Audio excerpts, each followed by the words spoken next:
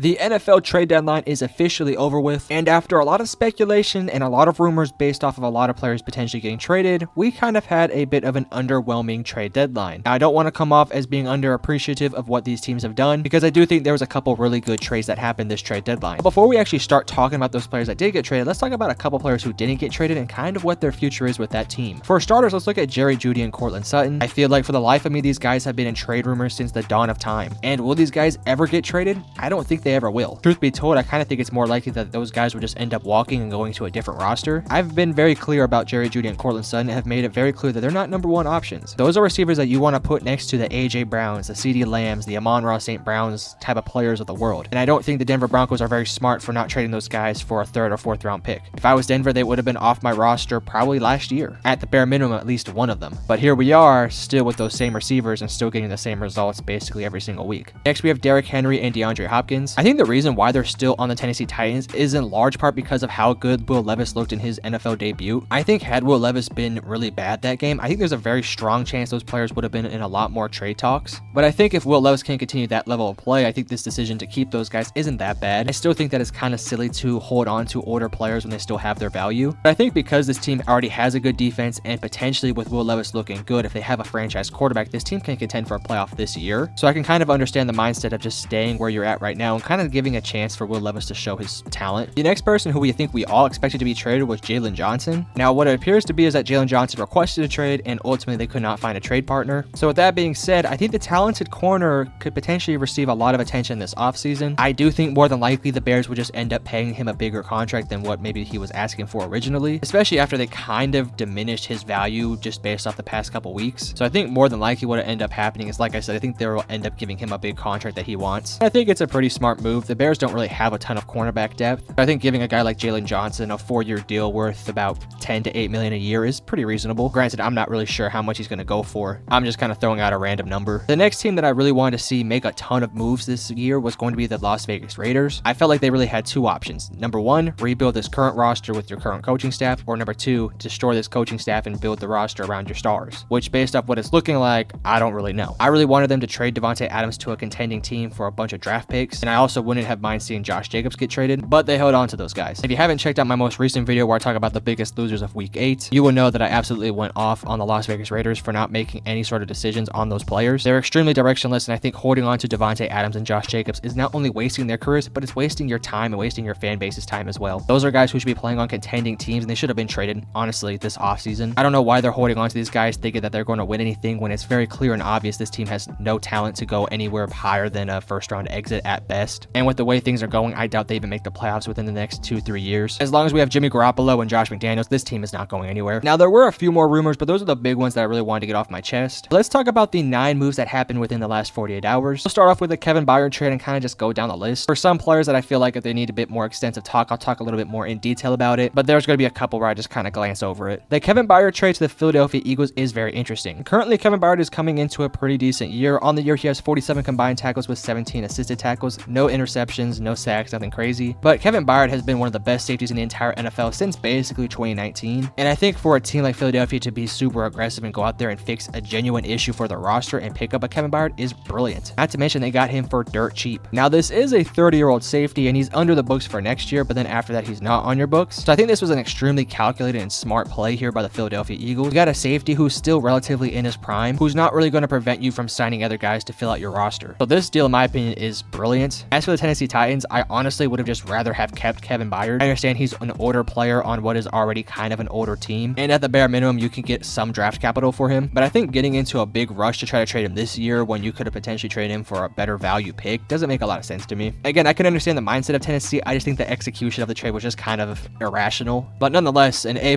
here for the Philadelphia Eagles, and I think like a C- for the Tennessee Titans. The next trade, and honestly, I think this is maybe the best trade of the entire trade deadline, was Leonard Williams going to the Seattle Seahawks. Now, Leonard Williams is not a top 5 defensive lineman in the entire NFL type of guy, but Williams is just one of those super productive players that just consistently does his job day in and day out. So far this year, he has 21 combined tackles and 1.5 sacks, and in his long career that has spanned between 2023 to 2015, he has 470 combined tackles and 39.5 sacks. Not to mention, this is a guy who is on a super cheap contract, and for the Seahawks, you can basically get off this contract next year if you really want to. I think this is much more than just a 1-year rental type of player. I think he's going to be one of those guys who's going to be super productive for the Seattle Seahawks blocks, especially at a position of need for this team, because you already have a couple decent pass rushers there. You just kind of needed to fix up your interior defensive line. I think Leonard Williams is going to solve a ton of their problems for them. This was, in my opinion, a extremely smart, calculated decision for them. They had to get a guy who was going to fit their necessary need, who wasn't going to cost them an arm and a leg to get. As for the Giants, I can understand why you would make this deal. At the end of the day, you did get a second and a fifth round pick, and this was a guy that ultimately you were probably more than likely just not going to keep after this year, because this is a defense that is kind of on the older side of things. I think you'd rather just get a younger guy to fill in that position in next year's draft. Let me get through a couple of these smaller deals, and we'll kind of talk about some bigger ones here in just a second. Kentavious Street to the Falcons. I'll be honest with you, I don't really know a ton about him, so if that is a great deal, Falcons fans, let me know in the comment section below. Joshua Dobbs going to the Minnesota Vikings is very interesting. I think Joshua Dobbs can definitely hold this Vikings team afloat, but I don't know. I just don't really love the deal in my opinion, because ultimately I feel like this Vikings team should take this opportunity to kind of just tank for a super good quarterback, or if you're not bad enough to get one of the top quarterbacks of this draft, at the bare minimum you can get a top 10 pick to add a super talented player alongside Kirk Cousins, and then at that point, like I mentioned, you'd probably bring back Kirk Cousins, which, by the way, where do you guys stand with Kirk Cousins and his future with the Minnesota Vikings? I'm sort of on the side that the Minnesota Vikings should bring him back on like a 2-3 year deal. Obviously, Achilles tears are super interesting and always hard to come back from, but I think with modern technology and with how medicine is going, I think he can come back sharp. But for this deal, I don't really love it for the Minnesota Vikings, and I also think it's a decent deal for the Arizona Cardinals. Kind of just one of those deals that I guess we kind of have to wait and see on. Donovan Peoples-Jones going to the Detroit Lions is going to be a very interesting acquisition for them. I think Donovan Peoples-Jones is going to be somebody who's going to give them a ton of yak yardage. Watching him next to Jamison Williams and Amon-Ra St. Brown should be pretty interesting. I don't think he's going to take away from any of their other receivers that's on this roster. I think he'll come in as that second or third receiving option that's going to just kind of come in and complement everyone on that offense. So I think it's a pretty interesting trade overall. And for Cleveland, you can finally kind of clean your hands a little bit with your receiving core. I don't really understand why you would want to get rid of him, because you're kind of contending for a playoff spot, but nonetheless, I digress. Rasul Douglas is going to the Buffalo Bills. I like this deal a lot for the Buffalo Bills. After Tre'Davious White got injured, you kind of needed to find a replacement. And while Rasul Douglas is no Tre'Davious White, or he's not a top 10 corner, he's definitely a decent one. He's going to offer at least some depth and at least some playable options at that position. And he's also someone who's been in the league for a while, and he should be productive enough to maintain a starting position for this team. Let's talk about the two most interesting trades that did happen, and that was Montez Sweat going to the Chicago Bears and Chase Young going to the 49ers. We'll start off with Montez Sweat because ultimately I have a lot of strong feelings about this one. We'll start off with the Bears, and at the very end I'll talk about the Washington Commanders after I talk about Chase Young as well. For the Bears, having to give up a second round pick for him just does not make a lot of sense in my opinion. Listen, I like Montez Sweat and I think he's a very productive player, but the Bears just traded a second round pick for a player who's not even ever had a 10 sack season, and he's already 27 years old and is going to get a huge contract this offseason. I know the Bears had a genuine problem at the defensive line and they needed big body guys who can make plays. I definitely do think Montez Sweat could be that guy, but I don't think Montez Sweat's about to go in there and get 10 sacks per year like they're going to pay him to do. If they would have made this a 4th round pick trade for him, I would have understood that. I honestly and truthfully think that they should have given up that second round pick for Chase Young over Montez Sweat, because at the bare minimum, sure, Chase Young is not as productive currently as Montez Sweat, but the upside and youth of Chase Young is a lot higher than a guy like Montez Sweat. I could be completely wrong on this one and totally miss the mark, but I truthfully do think in about 3 to 4 years we're going to be looking back on this trade and just kind of being like, why did they do that? Because this is a team that needs as much young talent on this roster, and you just traded for a 27-year-old player who has never hit 10 sacks. As it goes for Chase Young going to the 49ers, I think that one's a little bit more interesting. Starters, they didn't have to give up a 1st or 2nd round pick, they just gave up a 3rd round pick for him, but this is a guy who more than likely is gonna probably just be a 1-year rental. I could be wrong, they could end up paying him this offseason, especially if he's a really good player. I don't know how they're gonna find the funds to pay all these players. I'm sure they can manipulate the cap and figure things out and potentially make a deal with him, but I think for giving up a 3rd round pick, this is a really nice 1-year rental. Now, through Chase Young's 4-year career, he's had a career high sack of 7.5, and then he obviously had the 2 really injury prone seasons, and this year he's looked a lot better. Now on the year he currently has 5 sacks, and at times has looked like one of the better defensive linemen in the league. And I do think it is worth noting that he's going to be playing alongside Nick Bosa, who should complement him nicely, so it's definitely going to be an interesting dynamic between him and Chase Young. I'm kind of intrigued to see how that goes for them, because ultimately you already have a ton of defensive linemen already on this roster. Obviously you have Nick Bosa, Javon Hargrave, and Eric Armstead, but you also have some other guys like Drake Jackson and Randy Gregory. I do think having 4 pass rushers on this roster of Chase Young, Nick Bosa, Eric Armstead, and Javon Hargrave is just going to be completely lethal. I think that defensive line can definitely make up for the not so good cornerback group they have, and I truthfully do wonder if they ever made any contact to get a Jalen Johnson, because I personally think that deal would have made more sense than this deal, but the rich get richer nonetheless, and I could kind of understand making a strength even stronger. As it goes now for the Washington Commanders, and we're going to end the video off talking about them, I don't really know what to make of these moves, because you still have the general guys around your roster who are going to be your building blocks for the future, but trading away Chase Young and Montez Sweat, who have been pretty productive players when healthy, is kind of interesting. They did get a 2nd and a 3rd round pick for those guys respectively, and of course that is going to allow them to bring in even more talent on this kind of talentless roster, and I do think the management is starting to lay the grounds of what the future is for this team. I wouldn't be shocked if this offseason we see a bunch of moves made by this Washington Commanders. I think it's about time they finally fire Ron Rivera. I think Eric Bieniemy is going to be the head coach for this team. I think you might see some bigger trades along the defensive line as well as potentially in this receiving group. I'm not going to name names, but I would not be shocked if there's some big name guys who potentially are on different teams next year if they were to kind of go all in on this year's draft to just completely restart this team. But Commanders fans and NFL fans, let me know in the comment section below what you guys thought of this trade deadline. Was there any trade that really blew your mind, and do you think these trades were any good? And if you guys did enjoy this video, make sure to hit the like and subscribe button because it helps me out a ton, and make sure to check out my other videos as well as share this video to all your friends and family. But I love you guys. Peace.